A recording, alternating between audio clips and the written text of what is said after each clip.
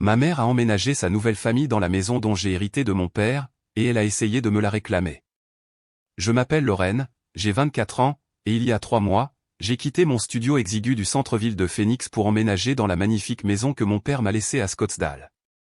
Papa est décédé il y a 6 mois d'une crise cardiaque soudaine à 47 ans. Bien trop jeune, bien trop soudain.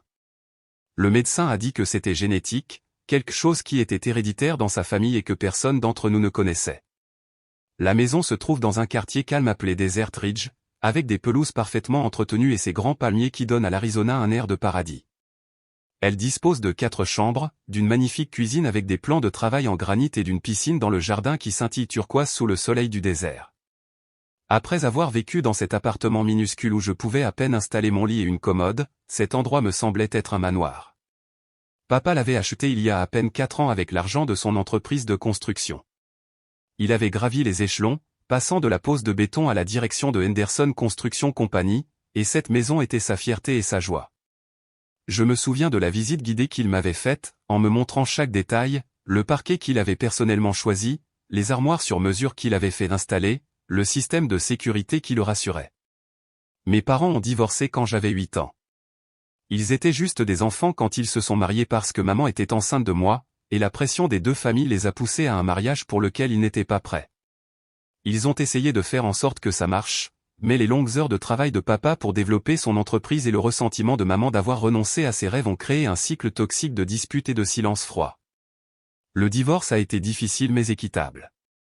Maman a obtenu un règlement substantiel, environ 80 000 $, plus une pension alimentaire mensuelle, et papa a obtenu la garde partagée de moi. Je passais les jours de semaine avec maman et les week-ends avec papa, changeant de maison comme une balle de ping-pong. Mais j'aimais profondément mes 2 parents, même s'ils ne pouvaient pas s'aimer l'un l'autre. Après le divorce, maman s'est remariée assez rapidement.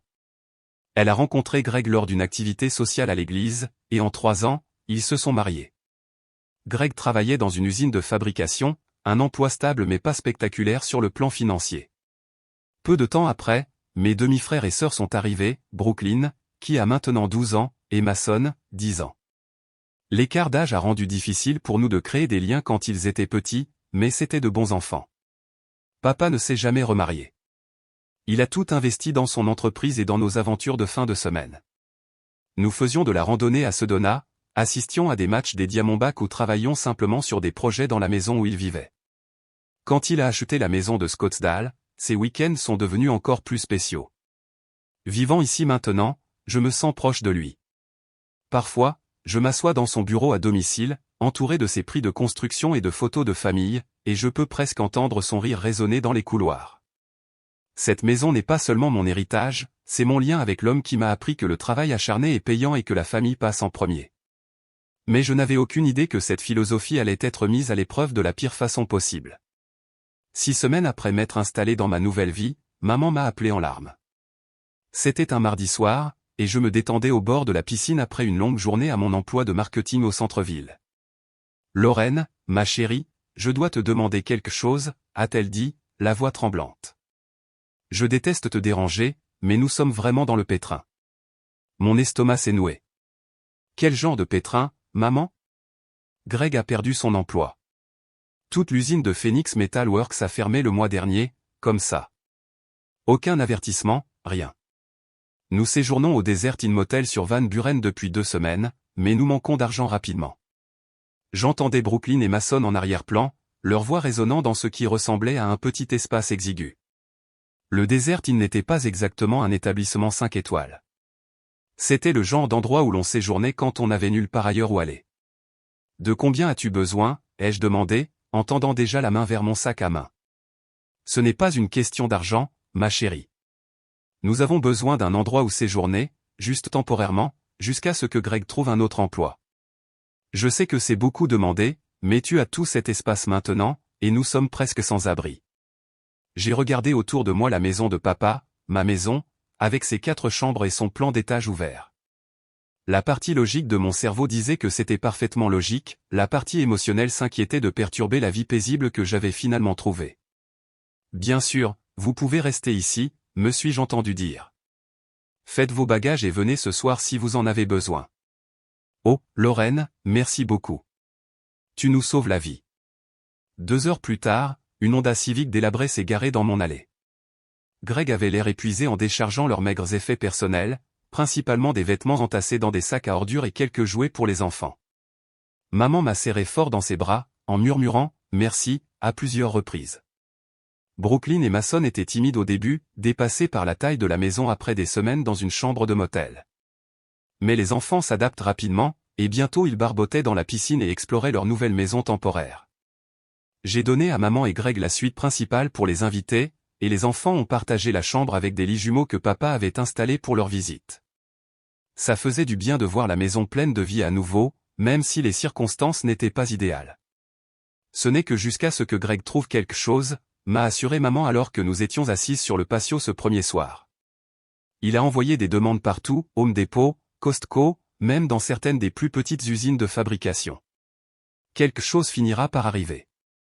Greg a acquiescé, en sirotant la bière que je lui avais offerte. J'apprécie ça plus que tu ne le sais, Lorraine.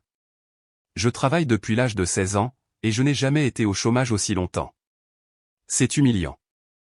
La famille est de la famille, ai-je dit, en répétant l'un des dictons préférés de papa. Vous feriez la même chose pour moi. Et je le pensais. Malgré notre histoire compliquée, maman m'avait élevé avec amour et sacrifice. Elle avait occupé 2 emplois pendant le divorce, s'était assurée que j'avais tout ce dont j'avais besoin, et n'a jamais dénigré papa devant moi. Si elle avait besoin d'aide, j'allais lui en donner. Mais alors que je regardais Greg s'installer dans le fauteuil préféré de papa et que je voyais maman réorganiser la cuisine à son goût, une petite voix dans ma tête murmurait un avertissement que j'ai choisi d'ignorer. 1 mois a passé, et ce qui était censé être un arrangement temporaire a commencé à paraître inconfortablement permanent. Greg avait bel et bien cherché du travail, mais ses efforts semblaient au mieux tièdes. La plupart des jours, je revenais de mon emploi de marketing pour le trouver planté sur le canapé, la télécommande à la main, regardant ESPN ou de vieux films. « As-tu eu de la chance aujourd'hui » demandai-je, en essayant de ne pas laisser transparaître la frustration dans ma voix. « Mec, l'économie est vraiment brutale en ce moment » répondait-il, sans quitter l'écran des yeux. « Personne n'embauche, surtout les gars de mon âge. Mais je reste positif. Quelque chose finira par arriver. » Pendant ce temps, maman avait transformé la maison en son propre domaine. Elle avait réorganisé les meubles du salon, remplacé le café de papa par un mélange biologique qu'elle préférait, et rempli le réfrigérateur avec les aliments que Brooklyn et Mason aimaient. Les enfants avaient fait du jardin leur terrain de jeu personnel, laissant des jouets de piscine et des vélos éparpillés autour du paysage soigneusement entretenu. Ne vous méprenez pas, j'adorais avoir Brooklyn et Mason autour de moi. C'étaient des enfants brillants et amusants qui me rappelaient moi-même à cet âge. Brooklyn était artistique et dramatique, et montait toujours de petits spectacles pour nous après le dîner. Mason était un fanatique de sport qui connaissait toutes les statistiques de tous les joueurs des Phoenix Suns depuis 5 ans. Mais je commençais à me sentir comme une invitée dans ma propre maison. Maman avait des opinions tranchées sur tout, de la façon dont je remplissais le lave-vaisselle à la température à laquelle je gardais la maison. Greg avait pris l'habitude de fumer des cigarettes sur le patio arrière, ce que papa n'aurait jamais permis, laissant des mégots éparpillés autour de la piscine. « Tu sais » a dit maman un soir alors que nous rangions après le dîner, « cette maison est parfaite pour une famille. Ton père a fait un bon choix en choisissant cet endroit. » Quelque chose dans son ton m'a fait lever les yeux de la vaisselle. Oui, il aimait vraiment cet endroit. C'est drôle comme la vie fonctionne, n'est-ce pas? Je veux dire, nous voilà tous ensemble sous le même toit. Peut-être qu'il y a une raison à tout ça. Je n'ai pas répondu, mais ce commentaire m'est resté en tête. Qu'est-ce qu'elle voulait dire par « une raison à tout ça » ? Le point de rupture est survenu au cours de la 5e semaine. J'avais eu une journée particulièrement stressante au travail. Un client avait rejeté toute notre proposition de campagne, et j'avais dû rester tard pour trouver d'autres idées. Tout ce que je voulais, c'était rentrer à la maison, commander des plats chinois à emporter et me prélasser au bord de la piscine. Au lieu de cela, j'ai trouvé la maison dans le chaos. Brooklyn et Mason se disputaient la télécommande de la télévision, leur voix résonnant dans la grande salle. Maman était au téléphone avec quelqu'un, discutant d'une affaire juridique quelconque à voix basse. Greg était affalé sur le canapé, ronflant bruyamment, une bouteille de bière vide sur la table basse. « Où est le menu à emporter de Golden Dragon » ai-je demandé à maman quand elle a raccroché. « Oh, je les ai jetés. Trop de sodium et de glutamate monosodique. J'ai préparé une bonne salade de quinoa à la place. Elle est dans le réfrigérateur. Je l'ai regardée fixement. Elle avait jeté mes menus à emporter dans ma maison. J'ai besoin d'air, ai-je dit, en me dirigeant vers le patio arrière. Mais même là, je n'ai pas trouvé la paix. L'odeur de cigarette de Greg persistait dans la brise du désert, et je pouvais entendre maman à l'intérieur, dirigeant Brooklyn et Mason dans leur routine du coucher comme si elle était l'adulte responsable. Pour la première fois depuis qu'ils avaient emménagé, je me suis sérieusement demandé dans quoi je m'étais embarqué. C'était censé être temporaire, mais personne ne semblait pressé de partir. En fait, ils semblaient tous remarquablement à l'aise avec le nouvel arrangement, trop à l'aise, comme j'allais le découvrir. Jeudi dernier a tout changé. Les enfants dormaient, et j'étais dans le bureau de papa à travailler sur une présentation pour un nouveau client. Vers 21h30, maman a frappé à la porte. « Lorraine, ma chérie, pouvons-nous parler ? Greg et moi avons quelque chose d'important à te dire. » Mon cœur a réellement battu d'espoir. Peut-être que Greg avait enfin trouvé un emploi. Peut-être qu'ils étaient prêts à parler des échéanciers de déménagement. J'ai fermé mon ordinateur portable et je l'ai suivi jusqu'au salon, où Greg était assis sur le canapé, l'air inhabituellement sérieux. Nous avons beaucoup réfléchi, a commencé maman, en s'installant dans le fauteuil préféré de papa. Et nous avons pris une décision concernant notre situation. C'est super, ai-je dit, en m'installant sur la causeuse. Quel genre de décision ? Maman a regardé Greg, qui a acquiescé d'un signe de tête encourageant. J'ai parlé à un avocat, ma chérie, au sujet du testament de papa. La pièce est devenue froide. Qu'en est-il du testament de papa ? Eh bien, je pense qu'il pourrait y avoir eu des oublis dans la façon dont les choses ont été traitées. J'ai beaucoup sacrifié pendant mon mariage avec ton père, Lorraine. J'ai renoncé à ma carrière, à mes rêves, à tout pour le soutenir pendant qu'il bâtissait son entreprise. Je t'ai élevé, j'ai entretenu sa maison et j'ai fait en sorte qu'il réussisse. J'avais l'impression de regarder cette conversation de l'extérieur de mon corps. Maman, qu'est-ce que tu dis ? Je dis que cette maison devrait être à moi. Je l'ai gagnée grâce à des années de sacrifice, et je n'en ai pas demandé assez dans le règlement de divorce. J'étais jeune et stupide, et j'ai laissé les avocats me convaincre de prendre moins que ce que je méritais. Greg a pris la parole pour la première fois. Ta mère a été plus que juste, Lorraine. Elle t'a laissé vivre ici pendant des mois sans rien demander. Mais nous avons besoin de stabilité pour Brooklyn et Mason, et cette maison lui revient de droit. Lui revient de droit. Je me suis levé, les jambes soudainement tremblantes.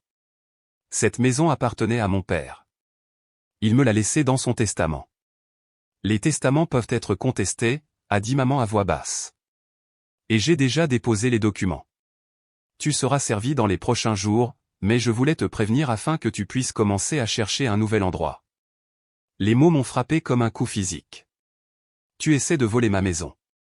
Je réclame ce qui aurait dû être à moi depuis le début, a répondu maman, sa voix devenant plus forte.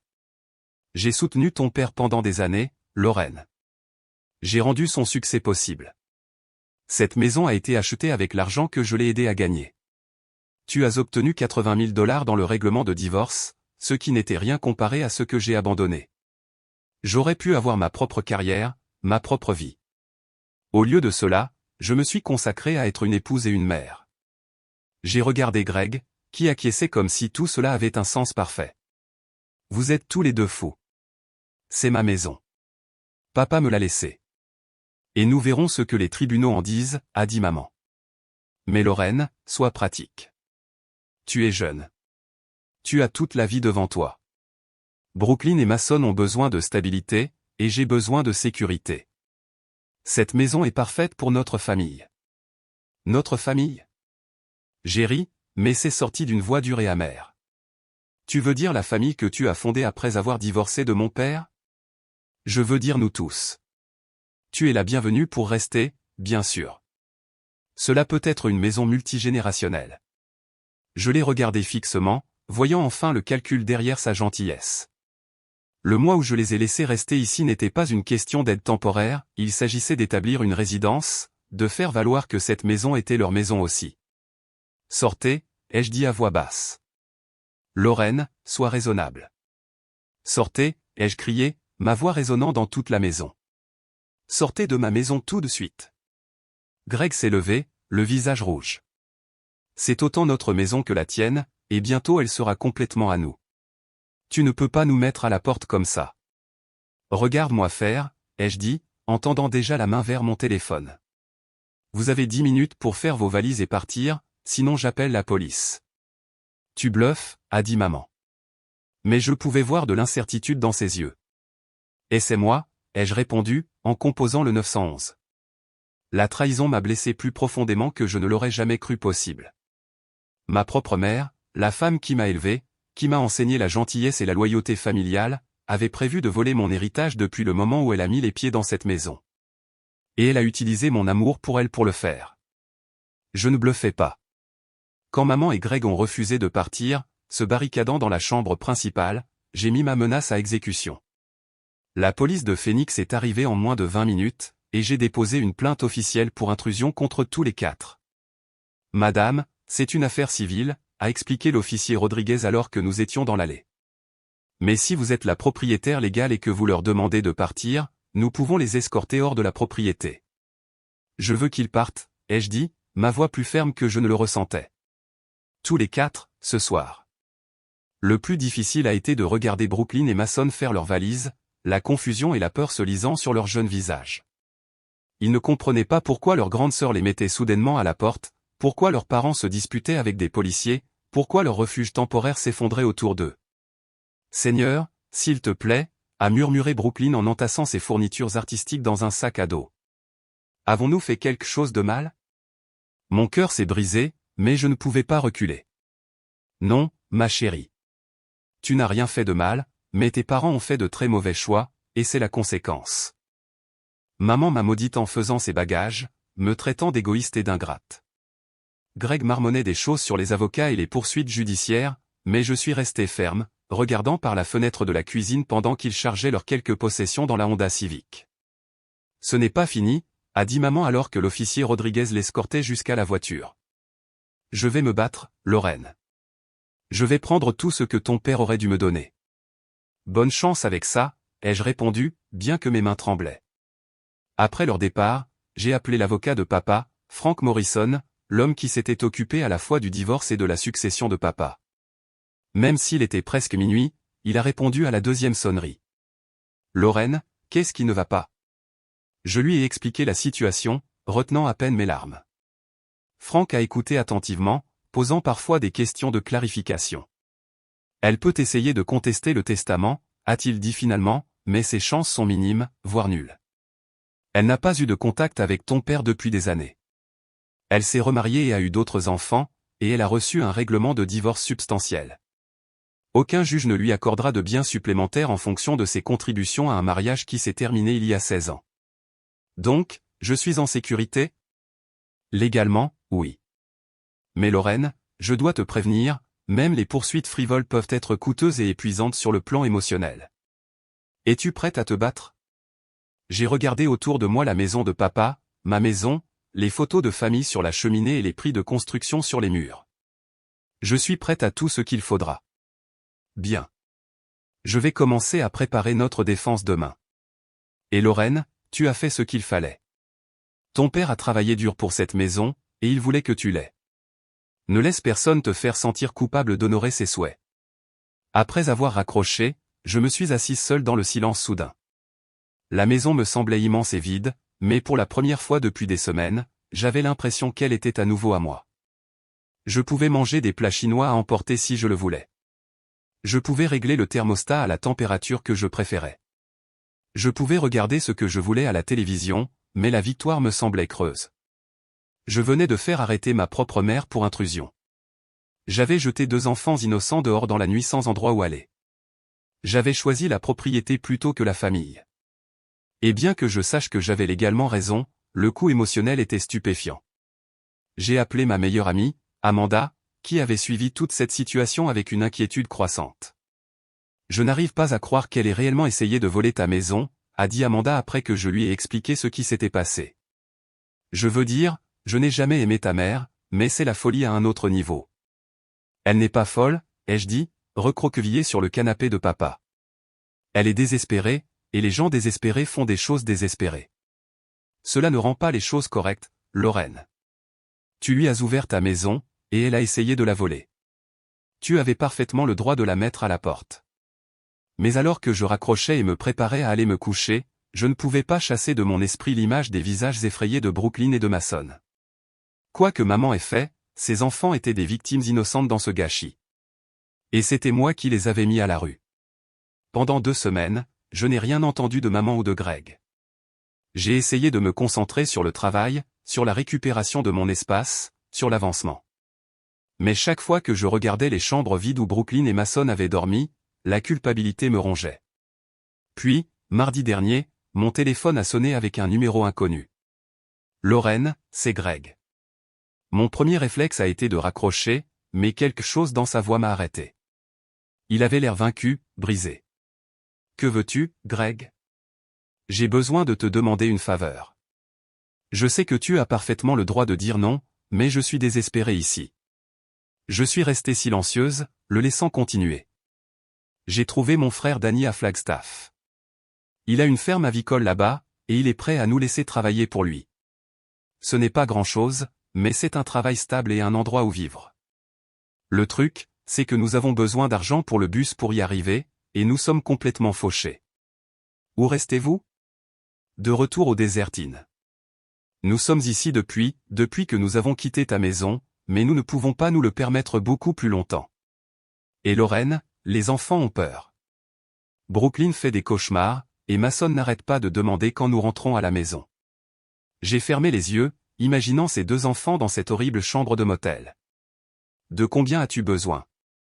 300 $, 4 billets de bus, et peut-être un peu plus pour la nourriture pendant le voyage. Je sais que je n'ai pas le droit de demander, mais... Je vais l'envoyer, ai-je interrompu. Mais Greg, je veux les voir avant que vous ne partiez. Je veux dire au revoir à Brooklyn et à Mason. Je pense que ta mère aimerait ça aussi. Elle a été trop fière pour t'appeler elle-même, mais tu lui manques. 1 heure plus tard, j'étais debout devant la chambre 127 du Desertine, tenant une enveloppe contenant 400 $ en espèces. L'endroit était encore pire que je ne l'avais imaginé, peinture écaillée, béton brisé, odeur de cigarette et désespoir flottant dans l'air du désert. Greg avait l'air d'avoir vieilli de 10 ans en 2 semaines. Ses vêtements étaient froissés, son visage non rasé, ses yeux creux d'épuisement, mais il m'a remercié sincèrement lorsque je lui ai remis l'argent. Les enfants sont dans la salle de bain en train de se nettoyer, a-t-il dit. Ils seront si heureux de te voir. Quand Brooklyn et Mason sont sortis, ils se sont jetés sur moi avec des câlins qui ont failli me renverser. Ils avaient l'air plus petits en quelque sorte, diminués par leur situation. « Es-tu encore en colère contre nous ?» a demandé Mason, sa voix étouffée contre mon épaule. « Je n'ai jamais été en colère contre vous, » ai-je dit, m'agenouillant à sa hauteur. J'étais en colère contre certains choix que les adultes ont faits, mais jamais contre vous. Brooklyn, toujours perspicace, a étudié attentivement mon visage. Allons-nous vivre à nouveau avec toi? Non, ma chérie. Vous allez vivre avec votre oncle Danny dans sa ferme. Vous pourrez prendre soin des poulets et voir des animaux tous les jours. Vas-tu nous rendre visite? J'ai regardé maman, qui était assise tranquillement sur le lit du motel, regardant nos retrouvailles avec des larmes dans les yeux. Peut-être un jour. Après que les enfants soient retournés faire leur bagage, maman et moi sommes sortis pour parler en privé. Je suis désolé, a-t-elle dit sans préambule. J'ai eu tort d'essayer de prendre ta maison. J'étais désespéré et effrayé, et j'ai fait de terribles choix. Pourquoi ne m'as-tu pas simplement demandé de l'aide? De la vraie aide, pas des mensonges sur des séjours temporaires? Parce que j'avais honte, parce que je me bats depuis des années, et je ne voulais pas admettre que j'avais échoué à subvenir aux besoins de ma famille. J'ai étudié son visage, voyant l'épuisement et la défaite qui reflétaient ceux de Greg. Tu as abandonné la poursuite. La semaine dernière.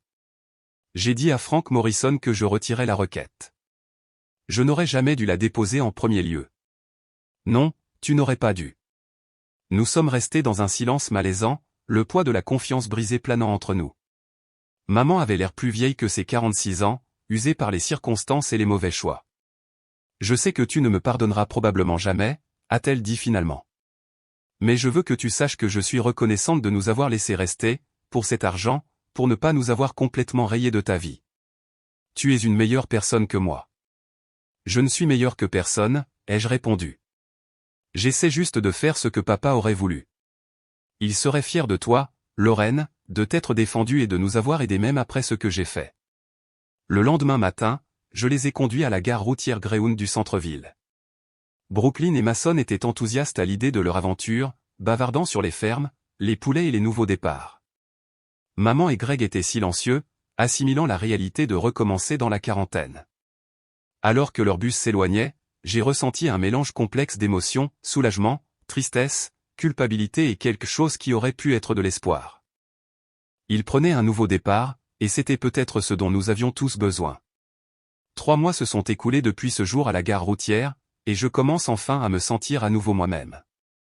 La maison me semble maintenant être un chez-moi, pas seulement la maison de papa ou l'endroit où mon drame familial s'est déroulé. J'ai redécoré les chambres d'amis, transformant l'une en un véritable bureau à domicile et l'autre en un studio de yoga. La piscine a retrouvé sa gloire d'antan, débarrassée des mégots de cigarettes et des jouets abandonnés. Maman m'envoie parfois des textos avec des nouvelles de Flagstaff. La ferme avicole de Danny est petite mais prospère, et Greg s'est lancé dans le travail avec un enthousiasme que je n'ai jamais vu quand il vivait sur mon canapé.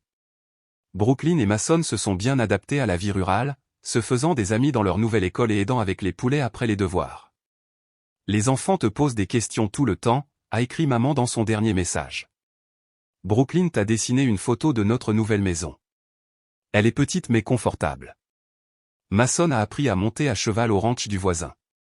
Ils sont heureux ici, Lorraine. Vraiment heureux. Je suis contente qu'ils aillent bien, mais je suis aussi contente qu'ils aillent bien ailleurs. L'expérience m'a appris d'importantes leçons sur les limites, sur la différence entre aider quelqu'un et lui permettre de faire des choses, sur le coût de la loyauté familiale au-dessus de l'instinct de conservation.